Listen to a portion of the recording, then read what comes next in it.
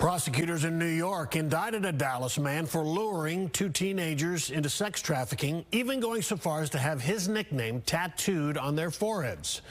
Fox 4's Peyton Yeager has details from the indictment and is live. Peyton. Steve, and the suspect is being held at Rikers Island in New York without bail, and we're still working to learn his relation here to Dallas. It's still unclear where he lived here in Dallas. We do know that he lured two teenagers through social media to meet up with them before they took off to New York. Who knows what he said? But I can guarantee you that he didn't say, I'm going to take you for a horrific journey, and you're going to be abused and branded.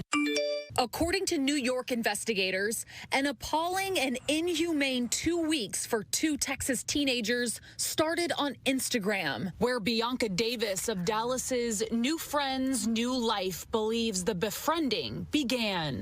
Anytime a woman or a girl gets out, it's an absolute miracle.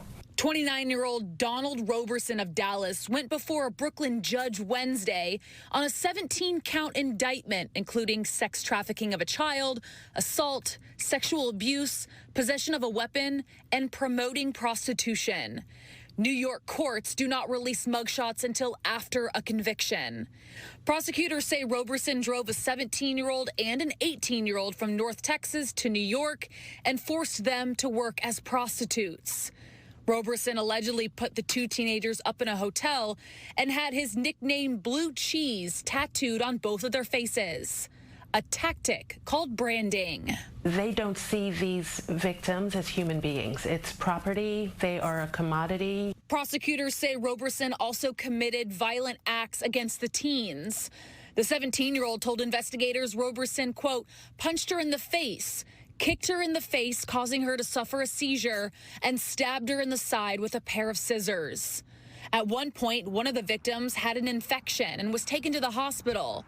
After she was released, Roberson allegedly choked her. I feel like some of our viewers will see that and be like, how is she back out there? There are things that hospital workers can look for.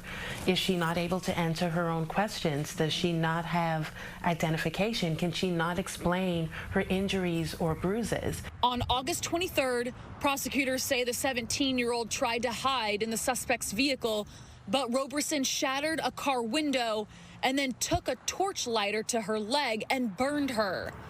The teenager managed to text someone in Texas the address they were at. New York police officers found her, the 18-year-old, and arrested Roberson on scene.